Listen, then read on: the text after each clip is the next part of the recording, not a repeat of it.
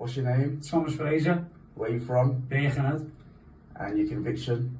21 years EDS, What for them? 2 Section 18s, a stabbing and lighting someone on fire, an arson and an offensive weapon. Alright, how long are you doing then? 21 EDS, so I've got to do 14 years to get my first parole. Okay, when did you come to prison and when are you out? 2018 I started this sentence and my conditional release date is 2044. Are you in a gang? No. Do you feel your sentence is too long? Yeah. So, what actually happened? Well, the first thing was I've let some kid stab me when I was out grafting out the way. Stabbed me in the arm with a bottle there. Yeah. So I fucking got in the dress for him. And I went round, lit his gaff on fire, and his fucking dad's come running out the house, and his dad was a big meathead. And so I'm only a skinny kid, so I had to soak him and fucking blaze him in it. Did you? So, Yeah, so how did you do that then? that was the first one. I had a Lucozade store bottle in my pocket full of petty, as well as the 2 milk bottles that I had full of petty. So I've tipped it out, I've tipped the petty through his window, blazed the house. I've been packing my bag made up with myself, little pat on my back for myself. I've turned around, there's some big meatheads there.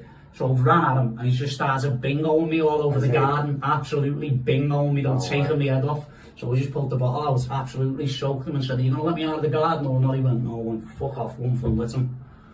And then the second one, I've been on a night out for my mate's birthday. And I'm chatting to some fat bird outside the Wetherspoons having a birthday. And some kid's getting his fucking head punched in, so we all just like, scudded over to have a look at it. And we've had a look at it and it's my mate on the floor now getting his head punched in, so I've hit one kid over the head with a bottle and I've stuck the rest of the bottle in his mate's face. And when I've pulled the bottle out of his face, I've pulled his eye out of his head as well. And so I got a 17.5 EDS for the stabbing and got a 4.5 EDS for the arson. And did these victims come to court and snitch on you? Yeah, prolifically.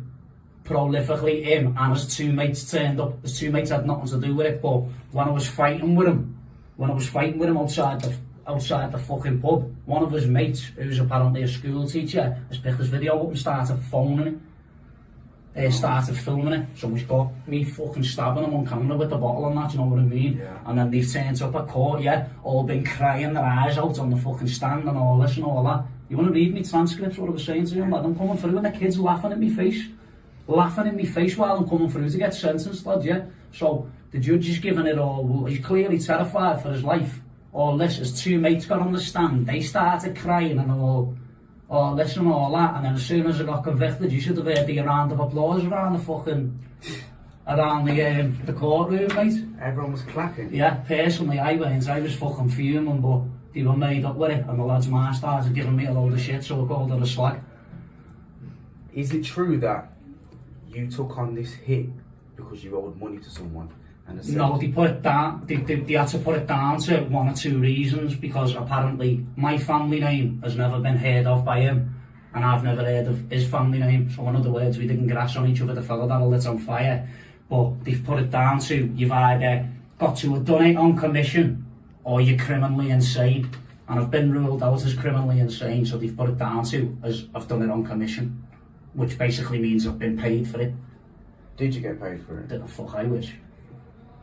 So what was it like to set somebody on fire, and how messy did it get? But you know what, it's like, it's scary seeing a full-grown man scream like that. Like, I'm not gonna lie to you, like, I'll sit here now and tell you it was funny and all that and that, but it weren't at the time, like, it was half scary, It was half scary seeing a full-blown fella on fire crying his fucking eyes out, running around. Like, it sounds funny now, lad, but it's fucking not when you stood there in front of him and he's trying to grab hold of you. How did you feel after? Felt like a fucking macho man for about 3 hours until I got home and realised I'd burnt all my back and burnt my hand, and then I didn't feel so big anymore. Oh, so you had injuries yourself? I had injuries, yeah. But they'd gone by the time I'd come to get questioned, because when I come to get questioned, they said to me, "Let me see your hand," because the fella told us he had hold of you for a while, so you must have had burn marks on you. They never checked me back. I had the burn on my back, but the burn on my hand had healed up by then. But they found a lighter at the scene, that's what got me nicked on that. I've dropped the fucking lighter at the scene. How did the media portray you? Like a fucking, like, haven't you, I've got my appeal there. They just put it down to like I've been running around the country causing all madness and that. Because I've been nicked in 2 different areas, and then I've no fixed abode as well, so they just must be putting it down to, well, you're doing this here in Liverpool and then you're going out of town to Chester and doing that. How did the media portray you? What was they saying about you in the papers? It's violent thug, young violent thug. What was the exact words? I can't remember. You'll have to let me get a printout or something of it. It was just like the young thug and portraying you as a pure scallion. And how do you feel about the media portraying you like that?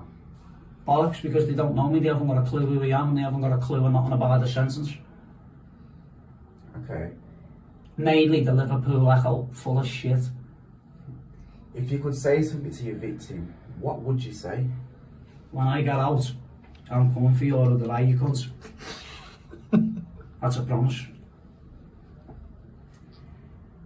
And do you regret the crimes you're in for, or any crimes you've done at all? No, I regret the shit that's happened over it, like with my family and losing my family and all that, but I don't regret doing what I've done. I've done what I've done for a reason.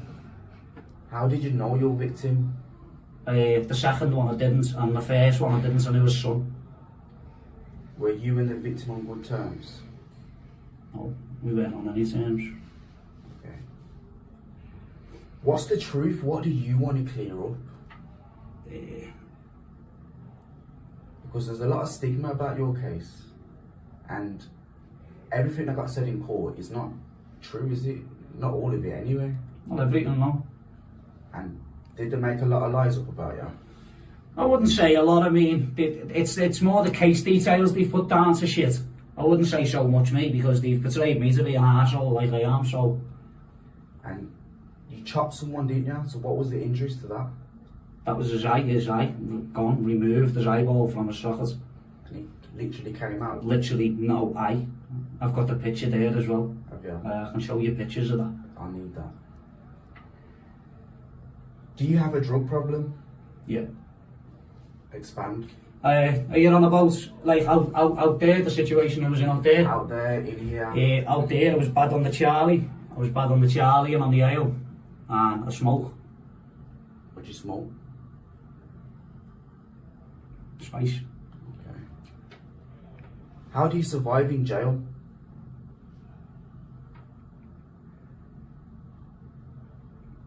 Keep my hands on my neck when I'm walking around.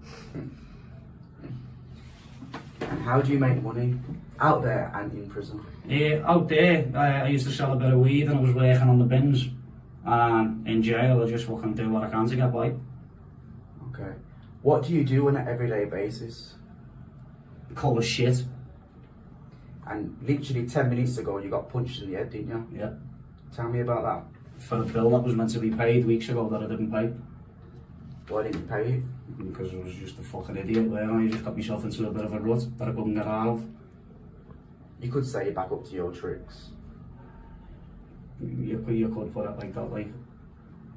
Has the staff or ever assaulted you in prison? If they have, expose them. Yeah, D-Wing, SO, Fairest. I remember arguing with him, I was on D-Wing, this was sometime last year. And Fairest, I've been arguing with him because they haven't let me out of my pad for 3 days to go on the yard. So I comes to walk out and he said something to me. So he opens the door and I said, this is 3 fucking days I've been on this wing now and you keep forgetting to open me for the yard, but you don't forget to lock me up. So he grabbed me by the back of my neck and he threw me into my pad. So I smacked him in the face and then he grabbed me by the back of the neck again, took my feet from underneath me and just started like trying to knee me head off and waylay me and that. And that's illegal, isn't it? Yeah, that is illegal, yeah. So that's corruption. And then at the time he had me wrapped up on the floor. Who was then the SO on D-Wing, I can't remember his name, he ran in and booted me in the face. And then decided to turn the body worn cam on afterwards. So the body worn cam doesn't even show the incident that happens, it only shows me wrapped up on the floor. Is that by any chance Officer Bradshaw, the big meathead? Officer Bradshaw is exactly who it is, yeah. And what prison was this in? This was in HMP Strangeways in 2021. Otherwise known as? Strangeways. HMP Manchester. Okay. Where do you see yourself in 5 years? Fucking all the way I'm going dead. That's honest. Do you struggle with mental health or stress? Stress, yeah. What stress do you have, and what do you struggle with?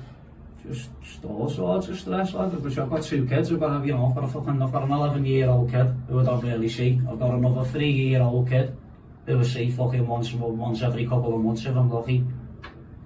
Just family stress, that's it. That must be quite painful. Yeah, it's shit. Do you get any help with mental health or stress?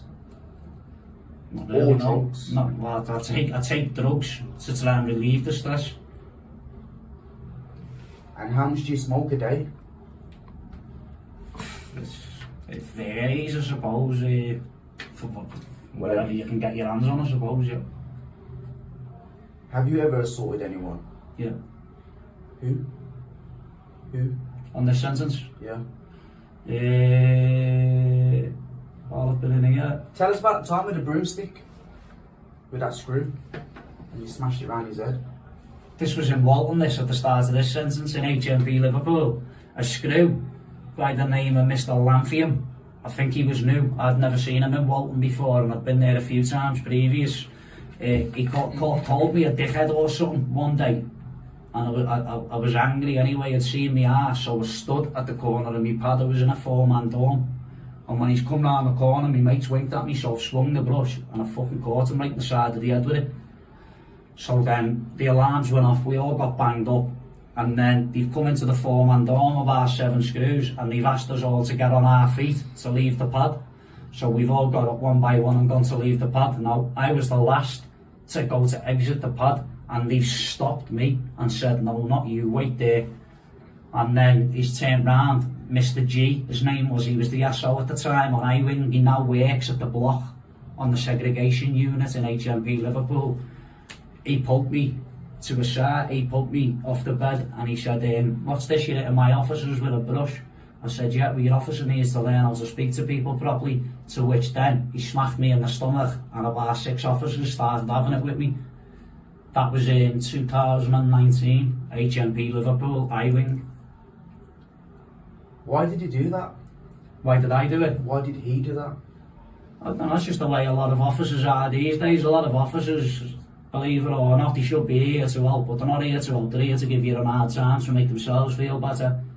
And do you think they assault prisoners because they know they can get away with it?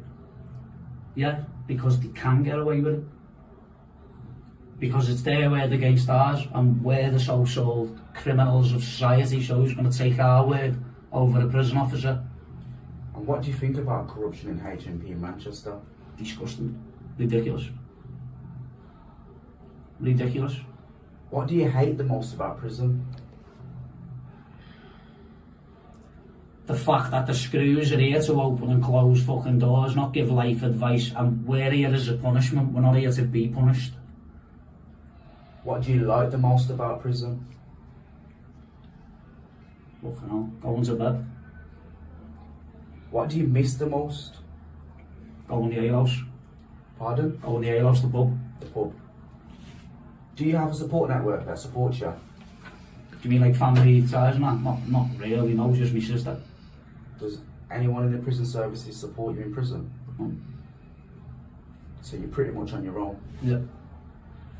Okay, well, that's the end of the interview. Thank you for your time, Tommy. Okay, Is there anything that you'd like to say? yeah, I would like to give you the pictures to corroborate my story of where I've done damage to the kid's eye. Yeah. I've got pictures of that, and maybe a couple of transcripts about what was said in court. I should be able to dig them out somewhere. Okay. So just to help verify with what's been said here today. Okay, thank you very much for that. Alright, thank you very much, lads.